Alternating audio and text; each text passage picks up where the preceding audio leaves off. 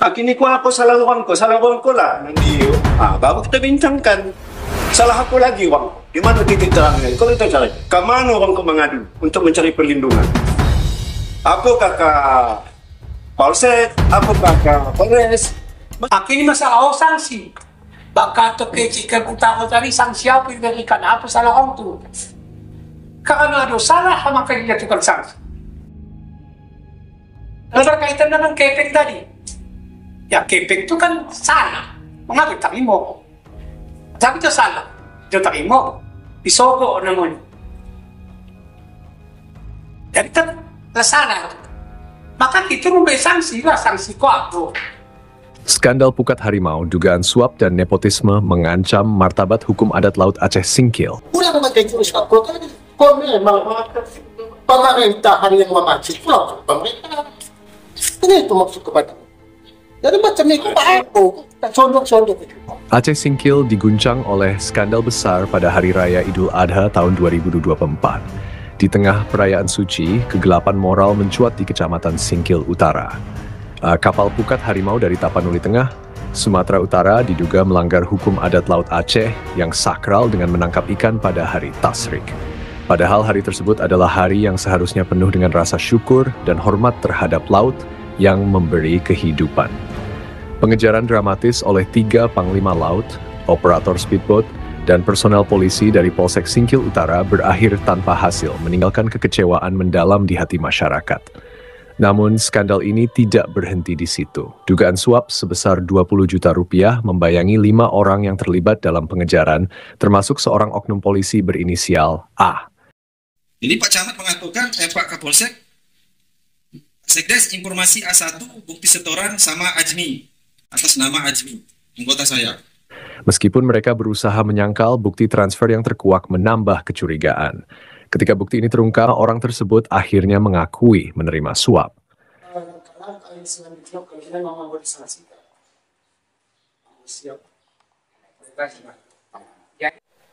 Karena ada salah maka dijatuhkan sanksi.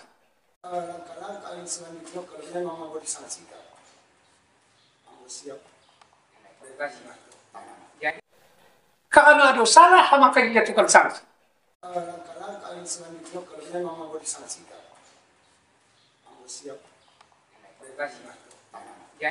Pertanyaan yang terus membakar adalah, apakah uang ini akan dinikmati tanpa diketahui masyarakat? Apakah uang 20 juta yang diterima oleh para panglima laut dari pengurus Pukat Harimau ini akan dikategorikan sebagai uang haram oleh tokoh adat Aceh Singkil? Berdasarkan hukum adat dan etika yang berlaku, uang yang diperoleh melalui cara tidak sah kemungkinan besar akan dikategorikan sebagai uang haram. Penetapan ini bergantung pada konsensus dan musyawarah yang diadakan oleh tokoh adat dan masyarakat setempat.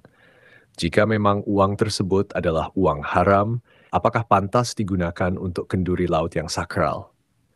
Keputusan akhir tentang penggunaan uang ini akan ditentukan oleh tokoh adat melalui musyawarah. Apakah masyarakat nelayan Aceh Singkil bersedia menerima uang tersebut untuk digunakan dalam kenduri laut? Penerimaan masyarakat nelayan terhadap penggunaan uang ini kemungkinan besar akan negatif. Mereka yang sangat menghormati hukum adat dan etika mungkin tidak bersedia menerima uang tersebut.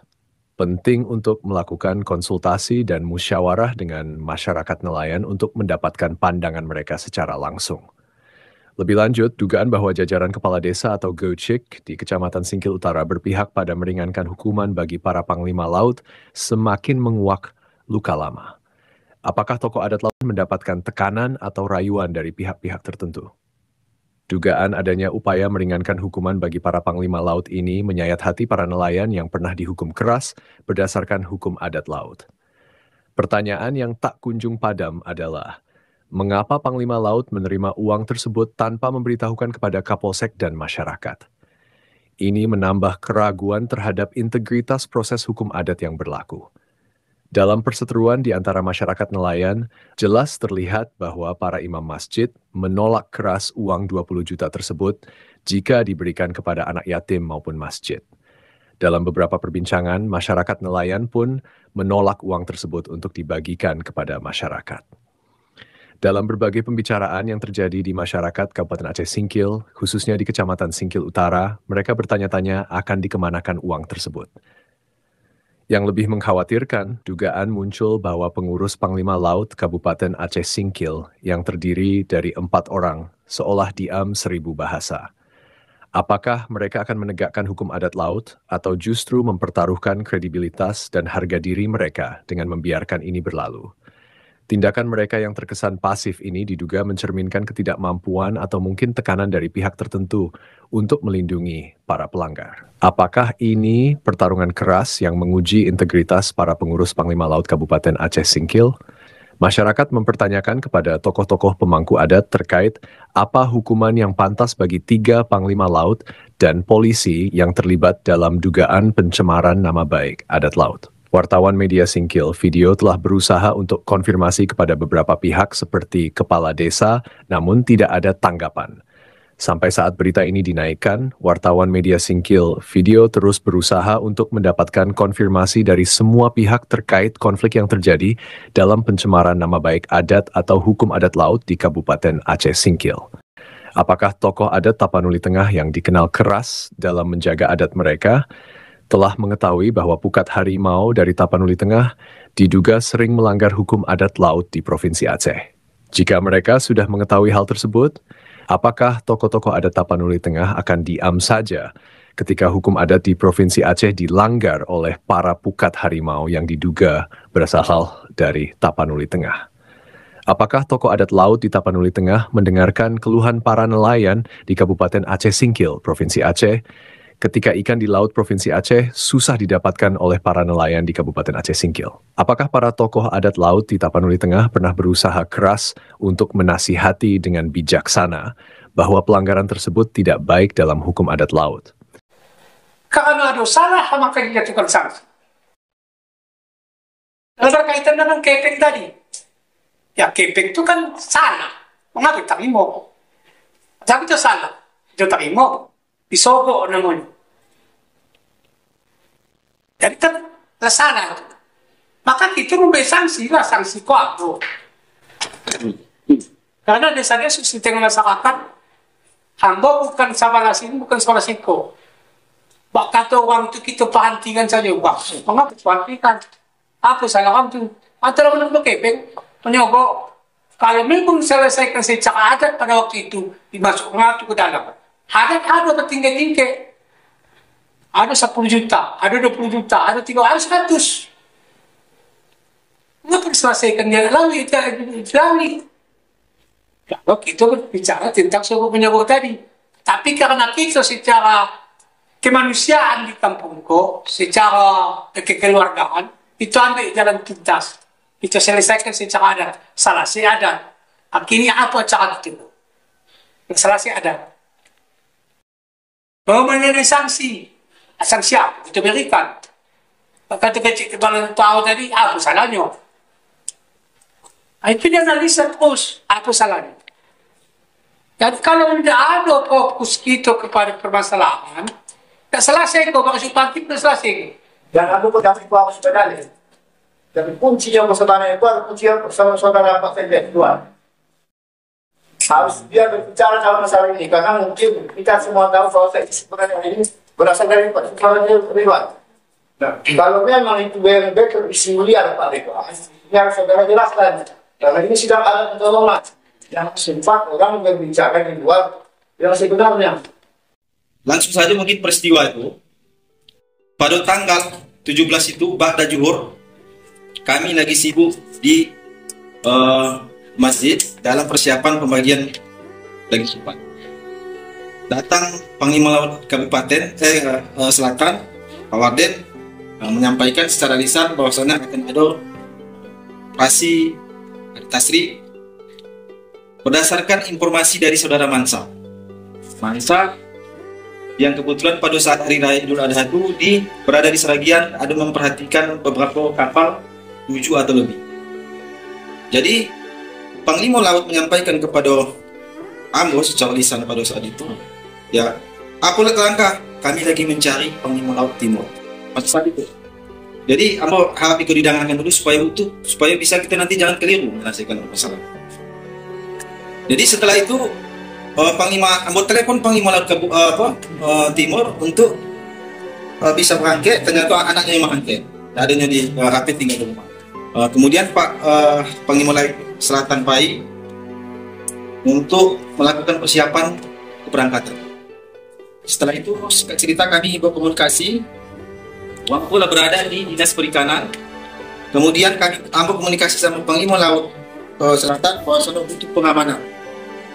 Jadi saat itu heboh, urusanku heboh di masjid. Uang kami pun banyak mendangar di situ. Aku punya menjelaskan, Pak Imam seluruhnya hadir di situ. Dan dia waktu itu mau sempat laporkan ke Pak Babinsa. Kebetulan Suki ada di situ, meminta untuk disampaikan juga ke Dandim. Dan kalau dari itu, setelah kami berkomunikasi, Ambo coba hubungi Pak Kapolsek sendiri Pak. Kemudian itu berhasil. Terima kasih Pak. Jadi Ambo merasa bangga dengan Pak Kapolsek. Artinya baru kini masalah Suki Harimau ditanggapi secara cepat. Apa yang disampaikan Pak Kapolsek, Pak, lapor komandan izin Panglima Laut, 3 Panglima Laut dari Kampung Kosong Dalam ingin melakukan operasi. Mohon ada pendampingan pengawalan dari aparat. Apa kejadian? Ada bot masuk Pak. Oke, tangkap terus. Itu kata beliau waktu itu. Dan beliau menyebut nama Ajmi untuk ikut melakukan pengawalan. Saat itu saya setelah tutup telepon saya menghubungi Ajmi. Ajmi pun ada connect dan langsung berangkat ke Dinas Perikanan. Di situlah ada persiapan. Kemudian ada keuangan. Keuangan kau dianggap sangat penting. Pentingnya uang senjata.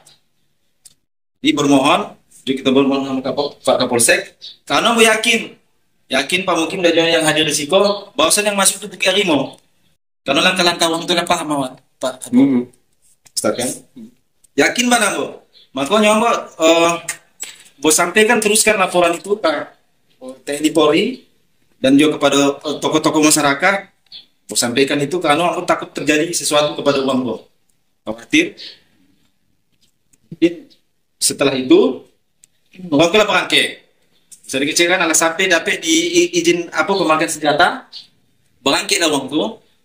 Setelah berangkat, aninglah sekitar menjelang asar.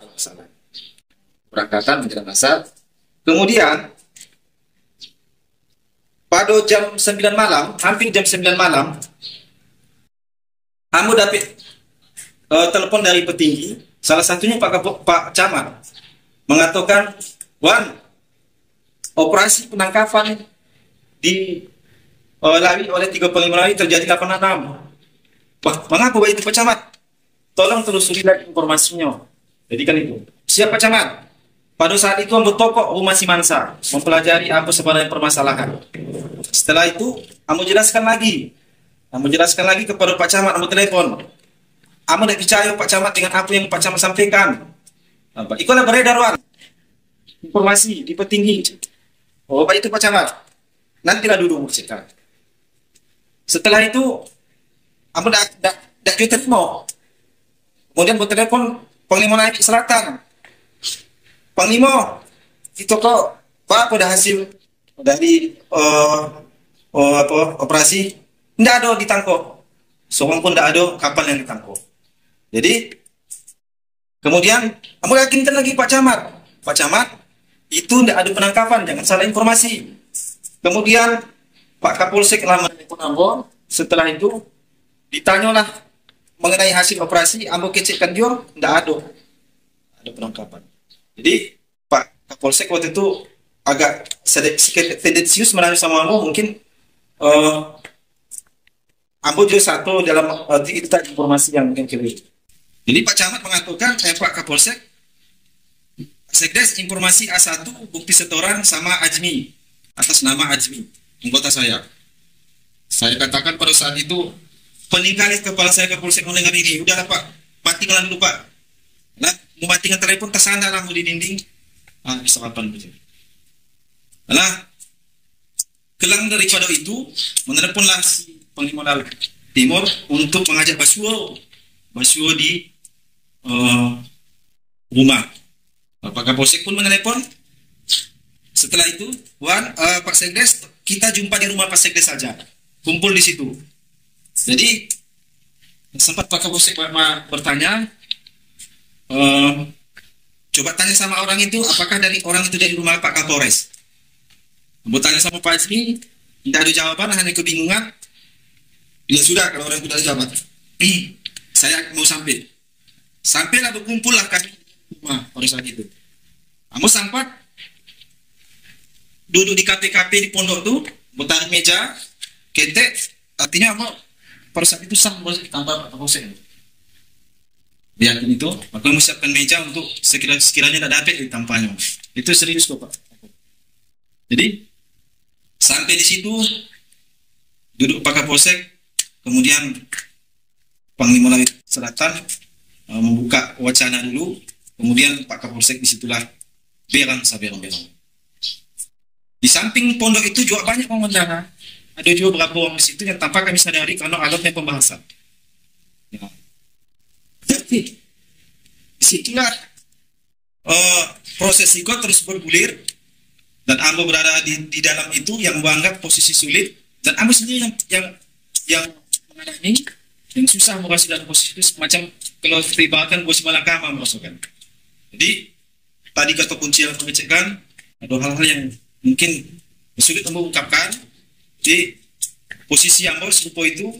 Ambo lah tanggung apa yang kira-kira sampai sakit hati semua anak-anak Ambo pikirkan itu jauh-jauh sebelumnya. Karena selain dari tanggung jawab moral, juga Ambo juga mempunyai tanggung jawab yang lain tentang permasalahan itu. Nah, di waktu itu maka terjadilah ribut waktu itu Ibu. Pak Kapolsek pun minta izin dan Bangko juga langsung ke rumah diajak untuk ke rumah Panglima Kabupaten Pak Masudi untuk merembukan permasalahan itu dan aku menolak untuk ikut karena ada lain hal yang akan boros. Jadi itulah mungkin gambaran masalah yang bisa kita lakukan. Kalau permasalahan lain dalam hal itu memang Pak Kapolsek juga sebagai uang yang ikut terlibat dalam permasalahan itu, Ambo dalam posisi itu memang dramatis berhasil. Pak Pak Kapolsek, terima kasih Pak.